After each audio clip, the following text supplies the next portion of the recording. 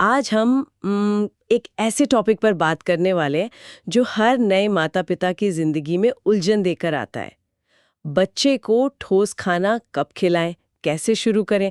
मतलब 6 महीने के बाद तो जैसे एक बिल्कुल नई दुनिया खुल जाती है और सलाहें तो हर तरफ से आने लगती हैं। तो इस उलझन को सुलझाने के लिए आज हम किसी सुनी सुनाई बात पर नहीं बल्कि इंडियन एकेडमी ऑफ पीडियाट्रिक्स यानी आईएपी की दी हुई पक्की गाइडलाइंस पर बात करेंगे। हमारा मकसद है इन विशेषज्ञ सलाहों से वो काम की बातें निकालना जो वाकई में मदद करें। ठीक है, तो चलिए इसे परत दर परत समझते हैं। बिल्कुल। और ये समझना बहुत जरूरी है कि हम इसे पूरक आहार क्यों कहते हैं। पहले काफी पहले इसे वीनिंग कहा जाता था। हाँ, वीनिंग। जिसका मतलब होता था स्तनपान छुड़ाना। लेकिन अब सोच बदल गई है। इसका मकसद माँ के दूध को हटाना नहीं है, बल्कि उसके साथ साथ बच्चे की बढ़ती जरूरतों को पूरा करना है। तो ये एक एडिशन है, रिप्लेसमेंट नहीं। अच्छा, तो शुरू से शुरू करते हैं। ये पूरक आहार है क्या और इसकी जरूरत पड़ती ही क्यों है? आईएपी के दस्तावेज में 1000 दिन वाली बात लिखी है। ये सुनने में थोड़ा एक मार्केटिंग जैसा जुमला लगता है, पर क्या इसका मतलब ये है कि इस दौरान हुई एक छोटी सी गलती, जैसे आयरन की कमी, का असर बच्चे पर 20 साल बाद भी दिख सकता है? ये तो काफी दबाव डालने वाली बात है। आपका सवाल बिल्कुल सही है। ये दबाव डालने वाली बात लग सकती है, लेकिन इसे एक सुनहरे मौके की तरह देखना चाहिए। 1000 दिन का कॉन्सेप्ट जो है वो बेसिकली गर्भावस्था के 270 दिनों और जन्म के बाद के पहले 2 सालों को मिलाकर बनता है। और वैज्ञानिक ये मानते हैं कि ये दिमागी और शारीरिक विकास की सबसे तेज रफ्तार वाला समय होता है। और पूरक आहार इसलिए जरूरी है क्योंकि 6 महीने के बाद बच्चे का विकास इतनी तेजी से हो रहा होता है कि सिर्फ माँ का दूध उसकी ऊर्जा, प्रोटीन और खासकर आयरन जैसी जरूरतों को पूरा नहीं कर पाता। ठीक है, तो ये एक तरह का न्यूट्रिशनल गैप है जिसे भरना जरूरी है। लेकिन 6 महीने की उम्र ही क्यों? कई बार घर के बड़े या दोस्त कहते हैं कि 4 महीने से ही दाल का पानी या कुछ और चटाना शुरू कर दो। ये एक बहुत आम सवाल है। देखिए, 6 महीने की उम्र के पीछे ठोस वैज्ञानिक कारण है। इस समय तक बच्चे का पाचन तंत्र इतना मजबूत हो जाता है कि वो अनाज जैसी जटिल चीजों को पचा सके। उसकी गर्दन और सिर का कंट्रोल बेहतर हो जाता है, जिससे वो चम्मच से खाने के लिए तैयार होता है और वो चीजों को पकड़कर मुंह तक ले जाने लगता है, जो खुद खाने की तैयारी का पहला संकेत है। और शायद जो दांत निकलने की प्रक्रिया होती है वो भी इसमें मदद करती होगी। हाँ बिल्कुल, मसूड़े सख्त होने लगते हैं और बच्चा उन्हें इस्तेमाल करना चाहता है। लेकिन आईएपी गाइडलाइंस एक चेतावनी भी देती हैं। अगर 6 महीने के बाद भी ठोस आहार शुरू करने में बहुत ज्यादा देर कर दी जाए तो बच्चा एक क्रिटिकल पीरियड से निकल सकता है। अच्छा। हाँ, और इसके बाद उसे ठोस खाने की आदत डालना बहुत मुश्किल हो जाता है और वो खाने पीने में हमेशा कमजोर रह सकता है। ठीक है, तो समय तो तय हो गया। अब आते हैं सबसे बड़े सवाल पर, खिलाना क्या है? गाइडलाइंस में एक बहुत दिलचस्प बात लिखी है कि भोजन संपूर्ण होने से ज्यादा संतुलित होना चाहिए। इन दोनों में क्या फर्क है? बहुत अच्छा सवाल है। संतुलित भोजन का मतलब है ऐसा खाना जिसमें ऊर्जा के लिए कार्बोहाइड्रेट और वसा, शरीर बनाने के लिए प्रोटीन और सुरक्षा के लिए विटामिन मिनरल्स सब सही अनुपात में हो। कोई भी एक चीज अपने आप में संपूर्ण या कंप्लीट नहीं होती, हमें चीजों को मिलाना पड़ता है। इसका कोई आसान सा उदाहरण दे सकती हैं जो हर घर में बन सके? सबसे अच्छा उदाहरण है हमारी अपनी खिचड़ी। चावल से कार्बोहाइड्रेट मिला, दाल से प्रोटीन। अब अगर आपने इसमें थोड़ी सी पालक या गाजर डाल दी तो विटामिन और मिनरल्स भी आ गए और ऊपर से एक चम्मच घी डाल दिया तो अच्छी वसा और ऊर्जा मिल गई। हो गया ना संतुलित भोजन। सही बात है। इसी तरह उपमा में सब्जियां डालकर या दूध वाले दलिये में पिसे हुए मेवे मिलाकर उसे संतुलित बनाया जा सकता है। ये तो बहुत आसान है। आईएपी ने खाने की चीजों की एक लिस्ट भी दी है, क्या खिलाएं और क्या न खिलाएं। मुझे लगता है ये माता पिता के लिए बहुत मददगार हो सकती है। हाँ, वो लिस्ट बहुत साफ है। खिलाने वाली चीजों में घर पर बनी हर सामान्य चीज है। खिचड़ी, दाल चावल, इडली, डोसा, रागी का दलिया, घी लगी नरम रोटी, मसले हुए फल जैसे केला, आम, पपीता और उबली हुई शकरकंद। बस एक बात का ध्यान रखना है कि मेवे हमेशा पीस कर दें। साबुत देने से बच्चे के गले में अटकने का खतरा होता है। और किन चीजों के लिए मनाही है? आजकल बाजार में बच्चों के लिए बहुत सारे पैकेज्ड फूड्स मिलते हैं। गाइडलाइंस कहती हैं कि बिस्कुट, ब्रेड, चॉकलेट जैसी चीजें कभी कभार स्वाद के लिए ठीक हैं, पर उन्हें रोज के खाने का हिस्सा न बनाएं। और जहां तक हो सके 2 साल से कम उम्र के बच्चों को डिब्बा बंद या पैकेज फूड से दूर रखें। इनमें अक्सर बहुत ज्यादा चीनी, नमक और और प्रिजर्वेटिव्स भी होते हैं, है ना? हाँ बिल्कुल। इसमें एक चीज लिखिए, फलों के जूस से बचें। ये तो थोड़ा चौंकाने वाला है। हम तो यही मानते आए हैं कि जूस बहुत हेल्दी होता है। ये एक बहुत बड़ी गलतफहमी है एक्चुअली। जब हम फल का जूस निकालते हैं तो उसका सबसे ज़रूरी हिस्सा यानी फाइबर वो निकल जाता है। पीछे जो बचता है वो काफ़ी हद तक बस मीठा पानी होता है। इससे बच्चे को कैलोरी तो मिलती है पर पोषण नहीं, और मीठे की आदत लग जाती है सो अलग। पूरा मसला हुआ फल देना हमेशा जूस से लाख गुना बेहतर है। समझ गई। दस्तावेज में आहार में विविधता या डाइटरी डाइवर्सिटी की भी बात है। इसका क्या मतलब हुआ? इसका सीधा सा मतलब है कि बच्चे को रोज एक ही तरह की खिचड़ी ना खिलाएं, उसे अलग अलग स्वाद और पोषक तत्व दें। आईएपी ने इसका एक पैमाना भी बनाया है जिसे मिनिमम डाइटरी डाइवर्सिटी या एमडीडी कहते हैं। और वो पैमाना क्या है? इसके लिए खाने की चीजों को 7 ग्रुप में बांटा गया है। अनाज, दालें, मेवे, दूध, दही, अंडा, मांस मछली, विटामिन ए वाले पीले नारंगी फल और सब्जियां और बाकी फल सब्जियां।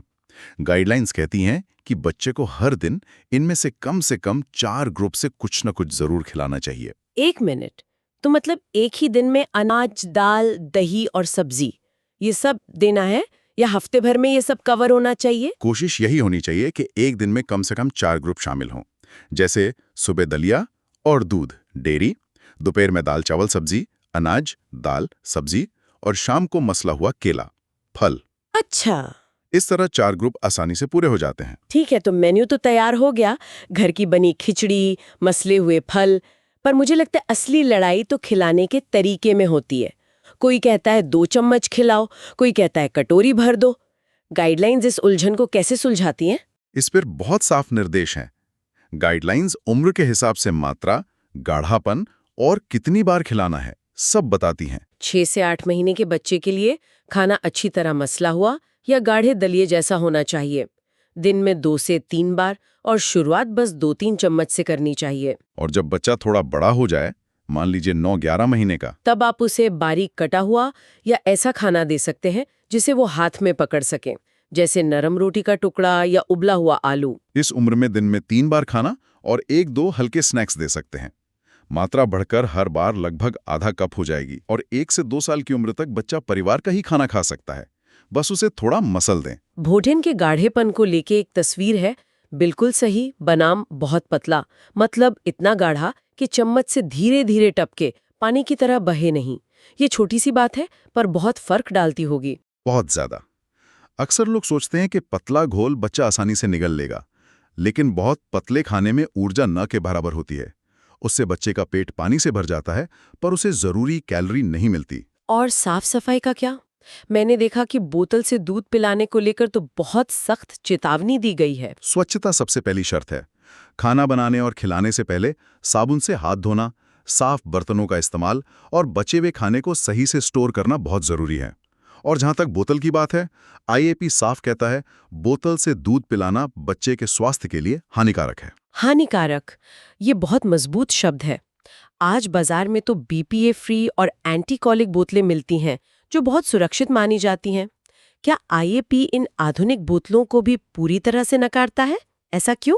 आपका सवाल जायज है, लेकिन समस्या बॉटल के मटेरियल से ज्यादा उसकी सफाई में है। बॉटल और खासकर उसकी निप्पल को पूरी तरह कीटाणु रहित करना लगभग नामुमकिन है। उसमें दूध के अंश रह जाते हैं जिनमें बैक्टीरिया बहुत तेजी से पनपते हैं। यही दस्त और इन्फेक्शन का सबसे बड़ा कारण बनता है। इसलिए कटोरी चम्मच हमेशा सबसे सुरक्षित विकल्प है। चलिए, अब उन बातों पर आते हैं जो हर घर में दादी नानी कहती हैं। मेरी अपनी माँ मानती हैं कि बच्चे को केला खिलाने से सर्दी हो जाती है। गाइडलाइंस में इन पारंपरिक मान्यताओं और विज्ञान के बीच के टकराव पर कुछ कहा गया है? हाँ, और ये बहुत जरूरी हिस्सा है।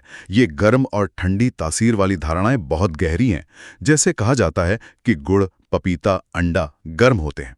सच ये है कि गुड़ आयरन देता है, पपीता विटामिन ए और अंडा बेहतरीन प्रोटीन।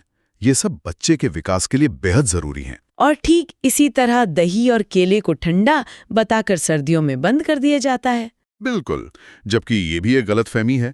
केले में पोटेशियम और ऊर्जा होती है और दही में अच्छे बैक्टीरिया होते हैं जो पेट के लिए अमृत हैं। इनका सर्दी जुकाम से कोई वैज्ञानिक लेना देना नहीं है। इसी तरह ये मानना कि घी भारी होता है या महंगे विदेशी फल ज्यादा पौष्टिक होते हैं या किसी सेलिब्रिटी का प्रचार किया हुआ प्रोडक्ट बेहतर ही होगा, ये सब भ्रांतियां हैं। तो इसका मतलब ये है कि आज हम बच्चे को जो खिला रहे हैं वो असल में हम उसके 40 साल की उम्र के स्वास्थ्य में निवेश कर रहे हैं। गाइडलाइंस बचपन के पोषण को वयस्क जीवन की बीमारियों से जोड़ती हैं। बिल्कुल।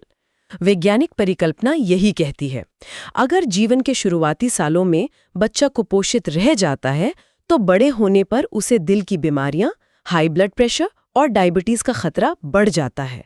और इसका उल्टा भी सच है। उल्टा मतलब अगर बचपन में जरूरत से ज्यादा खिलाकर मोटापे की नींव रख दी तो भी आगे चलकर इन्हीं बीमारियों का खतरा बढ़ जाता है। इसलिए संतुलन ही कुंजी है, न कम न ज्यादा। अच्छा, खिलाने की बात तो हो गई, पर बच्चों के साथ तो अक्सर जबरदस्ती करनी पड़ती है।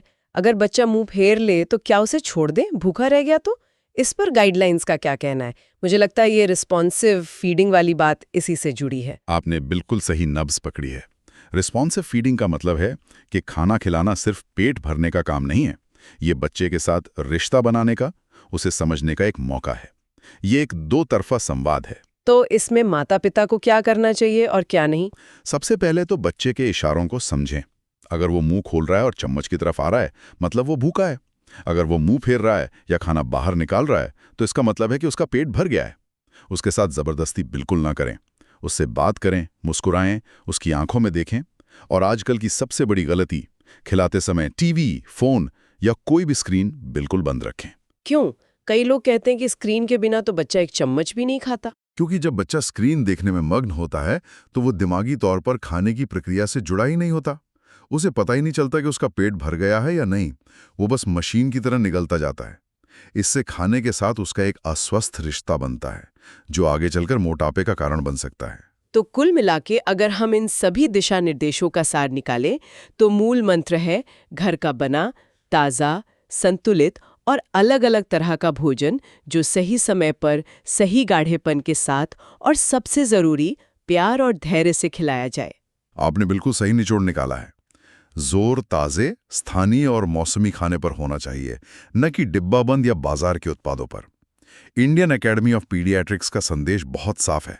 हमें अपने बच्चों को जंक फूड से भरी इस दुनिया के दुष्प्रभावों से बचाकर रखना है। यह एक बहुत ही शक्तिशाली संदेश है। आज की इस चर्चा को समाप्त करने से पहले श्रोताओं के लिए एक विचार छोड़ जाते हैं। आईएपी के दस्तावेज में एक जगह बेबी लेड वीनिंग का जिक्र आता है। यह एक दिलचस्प कॉन्सेप्ट है, जहां बच्चे को प्यूरी या मसला हुआ खाना खिलाने की जगह उसे हाथ में पकड़ने लायक भोजन के नरम टुकड़े दिए जाते हैं, जैसे उबली हुई गाजर या नरम रोटी, और वो खुद चुनता है कि उसे क्या और कितना खाना है। यह एक ऐसा सवाल है जिस पर सोचा जा सकता है। माता पिता बच्चे की पसंद का सम्मान करने और यह पक्का करने के बीच संतुलन कैसे बना सकते हैं कि बच्चे को सभी जरूरी पोषक तत्व मिले, खासकर तब जब बच्चा बार बार किसी जरूरी खाद्य समूह जैसे सब्जियों को खाने से मना कर रहा हो।